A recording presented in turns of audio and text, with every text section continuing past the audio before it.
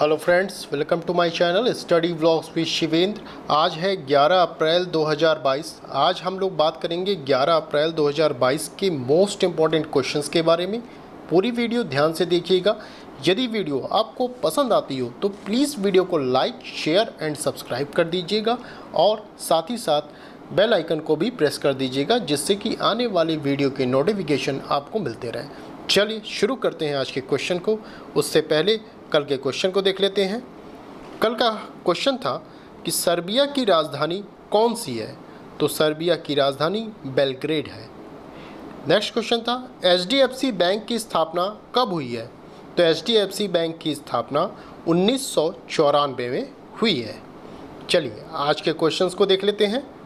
आज का पहला क्वेश्चन हमारा है कि किस देश ने नए उपग्रह गाओफेन 303 का सफलतापूर्वक परीक्षण किया, तो चाइना ने नए उपग्रह गाओफेन 303 का सफलतापूर्वक परीक्षण किया है। अच्छा, रॉकेट का नाम क्या रखा गया? लॉन्ग मार्च 4C, लॉन्ग मार्च 4C ये रखा गया रॉकेट का नाम। तो आप ये याद रखेंगे कि उपग्रह का क्या नाम है, तो गाओफेन 303 किस देश के द्वारा यह आपका परीक्षण किया गया, तो चाइना द्वारा। रॉकेट का क्या नाम है? लॉन्ग मार्च 4C। इतना चीज़ें याद रखेंगे। फिर उसके बाद आप ये देखेंगे उससे संबंधित कुछ और मैटर हैं। फॉल्कन 9 आपने सुना होगा, ये रॉकेट जो है ये स्पेस एक्स का है। किसका है? स्पेस एक्स का फॉल्कन 9।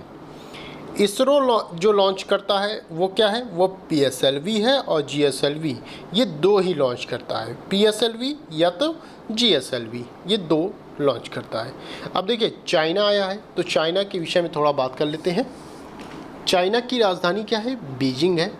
आपको पता होना चाहिए कि शीतकालीन जो ओलंपिक खेल है वो बीजिंग में ही हुआ था, और सबसे ज़्यादा मेडल किस देश ने प्राप्त किए, तो वो नॉर्वे था जिसने सबसे ज़्यादा मेडल प्राप्त किया। कितना? टोटल 37 मेडल, 37 मेडल इसने प्राप्त किया। राष्ट्रपति कौन है चाइना के? शी जिनपिंग है। मुद्रा क्या है? रैनमीबी, जिसे युआन कहते हैं। संसद का क्या नाम है? पीपल्स कांग्रेस संसद का नाम है। सर्वाधिक जनसंख्या वाला देश है, ये भी पता होना चाहिए आपको। सबसे बड़ा नगर पूछा जाए तो शंघाई है, चाइना में बात कर रहा हूँ। सबसे बड़ा नगर शंघाई। दुनिया का पहला कृत्रिम सूर्य किसने बनाया? चाइना ने बनाया। इससे पहले वीडियो में हमने बताया हुआ था आपको कि दुनिया का पहला कृत्रिम सूर्य चाइना ने बनाया। मोस्ट इम्पॉर्टेंट आपका क्वेश्चन है, ये ज़रूर याद रखिएगा। ये संभावित है कि आपका क्वेश्चन ये पूछा जाए आपके एग्ज़ाम में। चलिए नेक्स्ट पॉइंट देखते हैं। CRPF ने अपना 57वां शौर्य दिवस कब मनाया, तो CRPF ने अपना 57वां शौर्य दिवस 9 अप्रैल को, तो कब मनाया? 9 अप्रैल को CRPF ने अपना 57वां शौर्य दिवस मनाया। CRPF का फुल फॉर्म क्या है, तो सेंट्रल रिजर्व पुलिस फोर्स, ये फुल फॉर्म है। स्थापना कब हुई? 1939 को हुई। मुख्यालय कहाँ है? नई दिल्ली में है। महानिदेशक कौन है? Most important, Kuldeep Singh CRPF के महानिदेशक हैं। अच्छा, एक चीज़ और नोट करने वाली बात है कि CRPF जो है ये दुनिया की सबसे बड़ी पैरामिलिट्री फोर्स है, ये भी आपको पता होना चाहिए। ओके, अब देखिए दिवस आया है, तो दिवस जो हमने पढ़ रखे हैं विगत दिनों में उसकी हम चर्चा कर लेते हैं। उत्कल दिवस हमने बताया था 1 अप्रैल को मनाया जाता है। इसे ओडिशा स्थापना दिवस भी कहते हैं। 2 अप्रैल को विश्व आत्म केंद्रित जागरूकता दिवस मनाया जाता है। 5 अप्रैल को राष्ट्रीय समुद्री दिवस मनाया जाता है। इस दिन वरुण अवार्ड दिया जाता है। थीम क्या रखी गई थी इस बार? सस्टेनेबल शिपिंग बियॉन्ड कोविड-19। 6 अप्रैल को विकास और शांति हेतु अंतर्राष्ट्रीय खेल दिवस मनाया गया। इसको अंतर्राष्ट्रीय खेल दिवस भी कहा जा सकता है। 7 अप्रैल को विश्व स्वास्थ्य दिवस मनाया गया। हमने आपको बताया था कि अप्रैल माह का मोस्ट इम्पॉर्टेंट आपका ये दिवस है, विश्व स्वास्थ्य दिवस 7 अप्रैल। थीम क्या रखी गई? और प्लेनेट और हेल्थ, मोस्ट इम्पॉर्टेंट। 7 अप्रैल को क्यों मनाया जाता है ये भी हमने बताया था कि 7 अप्रैल को ही विश्व स्वास्थ्य संगठन WHO की स्थापना हुई थी, इसीलिए ये दिवस 7 अप्रैल को मनाया जाता है। WHO के विषय में हमने बताया था आपको कि स्थापना 7 अप्रैल 1948 को ही, मुख्यालय जिनेवा में है, अध्यक्ष टेड्रोस एधनोम है, मोस्ट इम्पॉर्टेंट आपका। ठीक, तो इतनी चीज़ें हमने आपको दिवस के विषय में बताई थी। चलिए नेक्स्ट पॉइंट देखते हैं हम लोग। AVGC प्रमोशन टास्क फोर्स की स्थापना किस मंत्रालय द्वारा की गई? तो AVGC प्रमोशन टास्क फोर्स की स्थापना सूचना और प्रसारण मंत्रालय द्वारा की गई है। अब AVGC का फुल फॉर्म क्या है? Animation, visual effects, gaming and comics, ये पूरा फुल फॉर्म है। चलिए नेक्स्ट क्वेश्चन देखते हैं। PM मुद्रा योजना के कितने साल पूरे होने का जश्न मनाया गया? ये मोस्ट इम्पॉर्टेंट आपका क्वेश्चन है, ध्यान रखिएगा। PM मुद्रा योजना के 7 साल पूरा होने का जश्न मनाया गया है। यह योजना कब स्टार्ट हुई थी, ये भी इम्पॉर्टेंट हो जाता है आपका, चूँकि देखिए नया क्वेश्चन आपका PM मुद्रा योजना से बन रहा है। ठीक है, जब ये चलाई गई थी बहुत ही मोस्ट इम्पॉर्टेंट आपकी योजना थी उस समय की, और इस समय चूँकि यह नया फिर आ गया आपका 7 साल पूरे होने को है, तो ये पूछा जा सकता है कि ये कब प्रारंभ की गई थी। तो यह योजना 8 अप्रैल 2015 को सूक्ष्म उद्यमों को 10 लाख रुपए तक के ऋण देने के लक्ष्य के साथ शुरू की गई थी। तो दो चीज़ें आप याद रखेंगे इसमें। PM मुद्रा योजना कब शुरू की गई? 8 अप्रैल 2015 को शुरू की गई थी। कितने रुपए तक का ऋण देने की बात की गई थी? तो 10 लाख रुपए तक का लक्ष्य रखा गया था। ठीक है, तो इतनी चीज़ें इसमें आप याद रखेंगे। चलिए नेक्स्ट पॉइंट देखते हैं हम लोग। अंतर्राष्ट्रीय बुकर पुरस्कार के लिए चयनित होने वाला पहला हिंदी उपन्यास कौन बना? ये भी इम्पोर्टेंट आपका क्वेश्चन है। तो अंतर्राष्ट्रीय बुकर पुरस्कार के लिए चयनित होने वाला पहला हिंदी उपन्यास टॉम्ब ऑफ सैंड बना है। ठीक है, किसके द्वारा लिखा गया है? तो गीतांजलि श्री के द्वारा लिखा गया। ये भी इम्पोर्टेंट है, ये पूछा जा सकता है कि यह जो उपन्यास है ये किसके द्वारा लिखा है? गीतांजलि श्री के द्वारा लिखा गया है। चलिए नेक्स्ट पॉइंट देखते हैं। WordPress photo of the year 2022 का अवार्ड किसने जीता? WordPress photo of the year 2022 का अवार्ड एम्बर ब्रैकन ने जीता है। किसने? एम्बर ब्रैकन ने जीता।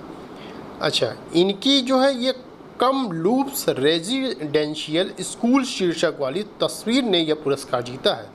आपसे यह भी पूछा जा सकता है कि WordPress photo of the year 2022 का अवार्ड एम्बर ब्रैकन ने जीता। ठीक, किस तस्वीर के लिए? उसका नाम क्या है? तो आप बताएंगे कम लूप रेजिडेंशियल स्कूल, जो शीर्षक वाली तस्वीर है उसने यह पुरस्कार जीता है। ठीक, इन्हीं के साथ साथ मैथ्यू एबार्ट को भी photo story of the year पुरस्कार मिला है। इनको तो मिला ही एम्बर ब्रैकन को, मैथ्यू एबार्ट को भी photo story of the year का पुरस्कार मिला है। नेक्स्ट क्वेश्चन देखते हैं। सॉलिड फ्यूल डक्टेड रैमजेट तकनीक का सफलतापूर्वक परीक्षण किया गया, किसके द्वारा? तो सॉलिड फ्यूल डक्टेड रैमजेट तकनीक का सफलतापूर्वक परीक्षण DRDO के द्वारा किया गया है। कहाँ से किया गया? ITR चांदीपुर ओडिशा से किया गया है। अब चूंकि DRDO है तो DRDO के विषय में थोड़ा जान लेते हैं।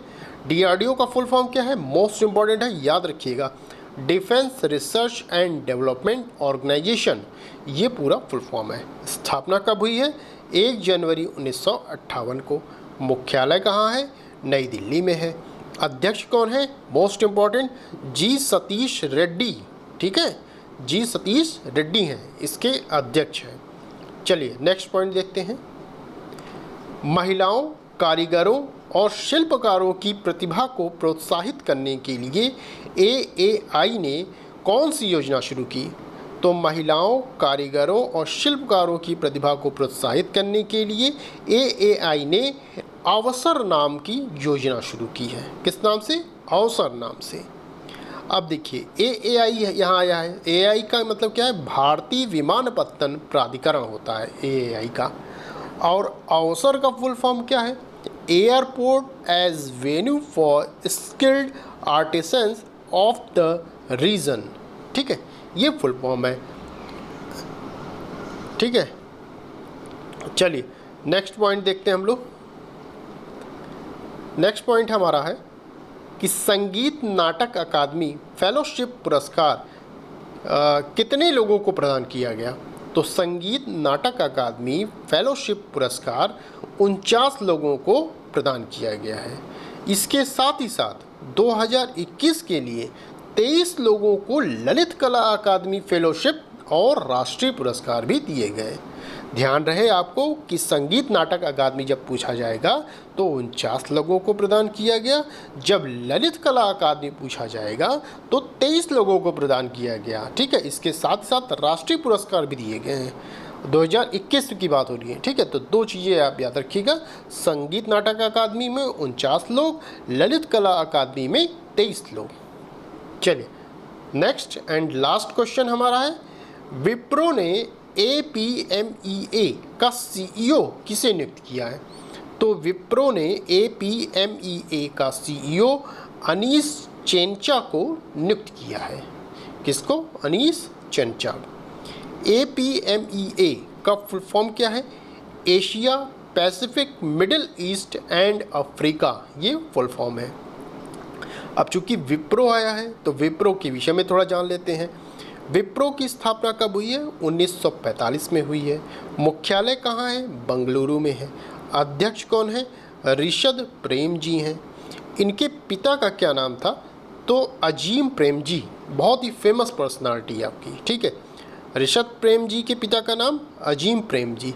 ये माना जाता है कि दुनिया के सबसे बड़े दानवीर थे। ओके, ये सबसे बड़े दानवीर थे। तो बस ये थे आज के top 10 most important questions. I hope आपको वीडियो पसंद आई होगी। यदि वीडियो आपको पसंद आई हो तो प्लीज़ वीडियो को लाइक, शेयर एंड सब्सक्राइब कर दीजिएगा और साथ ही साथ बेल आइकन को भी प्रेस कर दीजिएगा, जिससे कि आने वाली वीडियो के नोटिफिकेशन आपको मिलते रहें। चलिए आज के क्वेश्चंस को देख लेते हैं। आज का हमारा पहला क्वेश्चन है कि हुरून के अनुसार दुनिया की सबसे अमीर स्वनिर्मित महिला अरबपति कौन है? आपके ऑप्शन है वा याजून, फॉन होंगवेई, फाल्गुनी नायर, किरण मजूमदार शाह। नेक्स्ट क्वेश्चन है, किर्गिस्तान की करेंसी क्या है? आपके ऑप्शन है रुपया, डॉलर, यूरो, सोम। तो बस ये थे आज के क्वेश्चंस। इन क्वेश्चंस के जवाब आप हमें कमेंट के माध्यम से मुझे बताइएगा कि इसमें से कौन सा सही है, और वो वही व्यक्ति बता सकता है जो डेली हमारी करंट अफेयर देख रहा हो। ठीक है, क्योंकि आपको पता होना चाहिए कि मैं जो क्वेश्चन पूछता हूँ उससे पहले मैं उन क्वेश्चन के आंसर बता चुका होता हूँ। विगत कुछ दिनों में, 1 या 2 दिन के पहले में बता चुका होता हूँ। ठीक है, तो बस आज के लिए इतना ही। फिर मिलते हैं नेक्स्ट वीडियो में। Thank you.